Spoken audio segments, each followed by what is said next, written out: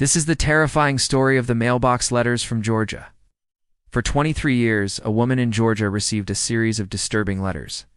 The letters were always neatly handwritten on nice stationery and were free of any spelling or grammar errors.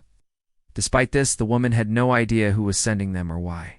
And that's because the sender never signed their name. Instead, they only ever signed off with the words, "Your secret admirer." What made the letters even more eerie was that they seemed to predict small accidents that happened around the house. It all started back in 1996 when the woman and her husband moved into their new home.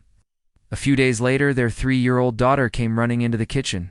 She had a strange letter in her hand and was shouting, "I found a letter in the mailbox." The little girl then handed the letter to her mother and said, "You need to read this."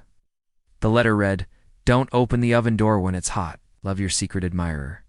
At first, the mother was confused. She didn't know anyone who would send something like this. But she decided to take the letter seriously and never opened the oven door when it was hot. Then the next day, another letter arrived. This one read, "Be careful of the dryer. It bites. Love, your secret admirer." Again, the mother was confused. But she warned her husband about the dryer, and he almost got his fingers chewed up by it. After that, the letters kept coming. They told her that she should watch out for ice falling from the ceiling, for a pot falling off the stove, for a picture falling off the wall, and for a candle falling onto her desk. And amazingly, all these things happened. The family was terrified, but they did their best to heed the warnings in the letters. Over time, the letters became more cryptic.